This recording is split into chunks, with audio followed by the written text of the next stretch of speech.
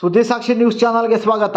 87ನೇ ಅಖಿಲ ಭಾರತ ಕನ್ನಡ ಸಾಹಿತ್ಯ ಸಮ್ಮೇಳನದ ಅಂಗವಾಗಿ ಇಂದು ಗೌರಿಬಿದನೂರು ನಗರಕ್ಕೆ ಆಗಮಿಸಿದ ಕನ್ನಡ ಜ್ಯೋತಿ ರಥವನ್ನು ನಗರದ ಮಹಾತ್ಮ ಗಾಂಧಿ ವೃತ್ತದಲ್ಲಿ ಶಾಸಕ ಕೆ.ಎಚ್. ಪುಟ್ಟಸ್ವಾಮಿ ಗೌಡರು ಕನ್ನಡಾಂಬೆ ತಾಯಿ ಭುವನೇಶ್ವರಿ ದೇವಿಗೆ ಮಾಲಾರ್ಪಣೆ ಮಾಡಿಕೊಳ್ಳುವ ಮೂಲಕ ಗೌರವಪೂರ್ವಕವಾಗಿ ಸ್ವಾಗತಿಸಿದರು. ಈ ಸಂದರ್ಭದಲ್ಲಿ ಮಾತನಾಡಿದ ಅವರು, ಕನ್ನಡ ಭಾಷೆ ಸುಮಾರು 2000 ವರ್ಷದಷ್ಟು ಪ್ರಾಚೀನ ಇತಿಹಾಸವುಳ್ಳ ಭಾಷೆಯಾಗಿದ್ದು, ಕನ್ನಡ ಭಾಷೆಗೆ ತನ್ನದೇ ಆದ ಘನತೆ, ಗೌರವವಿದೆ.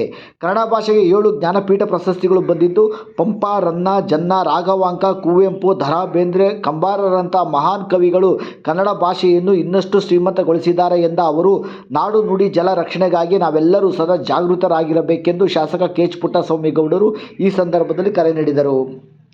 ಈ ಸಂದರ್ಭದಲ್ಲಿ ತಹಶೀಲ್ದಾರ್ ಮಹೇಶ್ ಎಸ್. ಪತ್ರಿ, ನಗರಸಭೆ ಅಧ್ಯಕ್ಷ ಲಕ್ಷ್ಮೀನಾರಾಯಣಪ್ಪ, ಉಪಾಧ್ಯಕ್ಷ ಫರೀದ್, ನಗರಸಭೆ ಆಯುಕ್ತೆ ಗೀತಾ, ಕನ್ನಡ ಸಾಹಿತ್ಯ ಪರಿಷತ್ತಿನ ಜಿಲ್ಲಾಧ್ಯಕ್ಷ ಕೋಡಿ ರಂಗಪ್ಪ, ತಾಲೂಕು ಕನ್ನಡ ಸಾಹಿತ್ಯ ಪರಿಷತ್ತಿನ ಅಧ್ಯಕ್ಷ ಜನಾರ್ದನ್ ಮೂರ್ತಿ, ಸರ್ಕಾರಿ ನೌಕರರ ಸಂಘದ ಅಧ್ಯಕ್ಷ ಎನ್.ಆರ್. ಮಂಜುನಾಥ್, ವಿವಿಧ ಕನ್ನಡ ಸಂಘಟನೆಗಳ ಪದಾಧಿಕಾರಿಗಳಾದ ಜಿ.ಎಲ್. ಅಶ್ವಥ್, ಹುಸೇನ್ಪುರದ ಪ್ರಭಾಕರ್, ನವೀನ್, ದೇವು, ಮಹಾದೇವ್, ರವಿ, ಲೋಕೇಶ್ ಗೌಡ, ಆದಿಮೂರ್ತಿ ಗೌಡ, ನಸೀಂ ಗೌಡ, ಶಿವಾರೆಡ್ಡಿ, ನರೇಂದ್ರ ರೆಡ್ಡಿ, ಶ್ರೀಧರ್ ರೆಡ್ಡಿ, ತೊಂಡೆಬಾವಿ ಮುರಳಿ ಹಾಗೂ ನಗರಸಭೆ ಸದಸ್ಯರು ಹಾಗೂ ವಿವಿಧ ಸಂಘ ಸಂಸ್ಥೆಗಳ ಪದಾಧಿಕಾರಿಗಳು ಈ ಸಂದರ್ಭದಲ್ಲಿ ಹಾಜರಿದ್ದು ಕನ್ನಡ ಜ್ಯೋತಿ ರಥವನ್ನು ಅತ್ಯಂತ ಸಂಭ್ರಮದಿಂದ ಸ್ವಾಗತಿಸಿದರು.